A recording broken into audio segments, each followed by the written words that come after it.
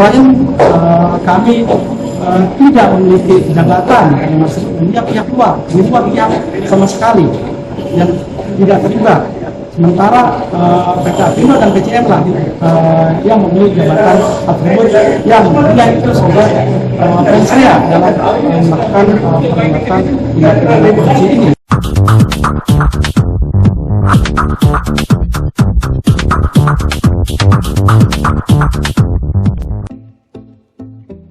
Sidang kasus korupsi dengan terdakwa Sugiman, dalam kasus pembangunan akses Pelabuhan Warnasari tahap 2, tahun 2021 di PT Pelabuhan Cilegon Mandiri atau PT CPM, kembali digelar di Pengadilan Tindak Pidana Korupsi Serang pada Rabu, 29 November 2023.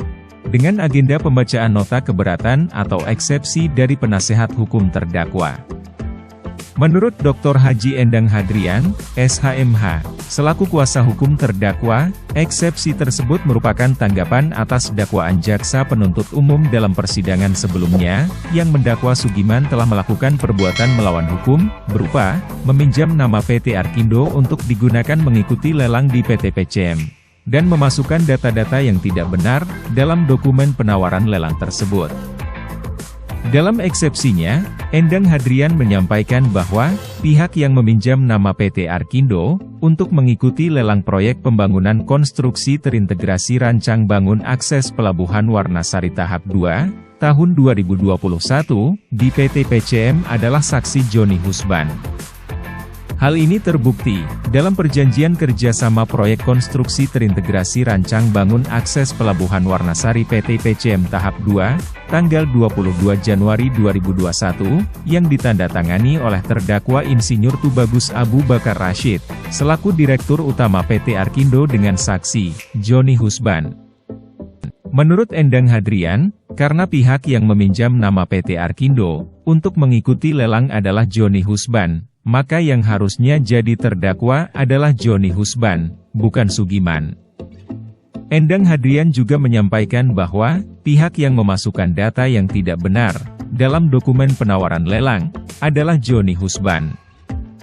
Dia juga yang berperan aktif membuat dan mengirim dokumen administrasi penawaran lelang tersebut ke PT PCM. Dan hal ini diakui Joni Husban dalam surat dakwaan penuntut umum, pada halaman 10, paragraf kedua dan ketiga. Endang Hadrian memaparkan, dalam persidangan eksepsi telah terungkap bahwa, perkara korupsi ini, masih sangat prematur, dan terkesan dipaksakan, karena perkara ini didasarkan adanya perkarawan prestasi atas perjanjian kontrak nomor 003 HK PCM I 2021. Tanggal 20 Januari 2021 antara PT Pelabuhan Cilegon Mandiri dengan PT Arkindo, PT Marina Cipta Pratama KSO, yang telah dimenangkan oleh PT Arkindo, PT Marina Cipta Kreasi KSO, berdasarkan putusan Pengadilan Negeri Serang Nomor 121 PDT, G. 2023 PN, Serang, tanggal 12 April 2023 Junto, putusan Pengadilan Tinggi Banten Nomor 175 PDT 2023 PT BTN, tanggal 20 Juli 2023, yang saat ini sedang tahap pemeriksaan kasasi di Mahkamah Agung. Jadi menurut Endang Hadrian, seharusnya jaksa penuntut umum menunggu perkara perdatanya diselesaikan terlebih dahulu, sampai ada putusan pengadilan perdata yang berkekuatan hukum tetap. Endang Hadrian juga menyampaikan, di persidangan sudah terungkap adanya dugaan kerugian keuangan negara sebesar Rp7.544.764 yang didakwakan penuntut umum, juga masih prematur, karena, dalam surat dakwaan, tidak disebutkan lembaga apa yang menyatakan kerugian keuangan negara tersebut. Sementara itu, Undang-Undang BPK dan Surat Edaran Mahkamah Agung, Nomor 4 Tahun 2016, jelas mengatakan bahwa, lembaga negara yang berwenang menghitung, dan menyatakan ada atau tidak adanya kerugian negara itu adalah Badan Pemeriksa Keuangan, bukan lembaga lain.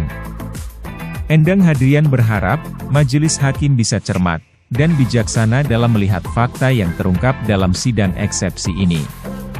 Karena putusan perdata Pengadilan Negeri Serang Nomor 121 Tahun 2023, dalam pertimbangan hukumnya jelas menyatakan, perkara pidana ini seharusnya menunggu putusan perdata ingkrah.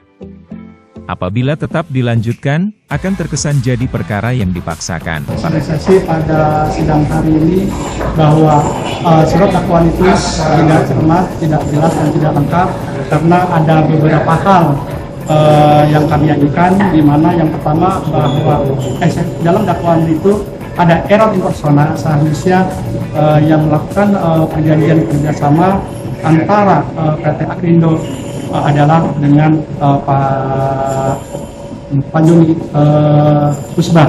Mereka lah yang akan perjanjian kerjasama pinjam minjam perusahaan. Tapi dalam hal ini ternyata yang didakwa adalah Pak Sugiman yang tidak di luar pihak dalam perjanjian tersebut, sehingga kami pandang bahwa tersebut heran persona atau sampai pihak dalam dakwaan tersebut. Yang kedua bahwa seharusnya Pak Joni itu ikut sebagai pihak dalam materi ini karena sebagai pihak yang berperan aktif dalam menyelesaikan dan dalam mengikuti dalam perkara tersebut. Yang selanjutnya adalah bahwa dalam proses penghitungan kerugian negara itu dilakukan oleh lembaga yang tidak berwenang. Seharusnya sudah kita ketahui bahwa penghitungan kerugian negara dihitung oleh lembaga BPK RI. Di luar itu tidak berwenang melakukan penghitungan kerugian negara.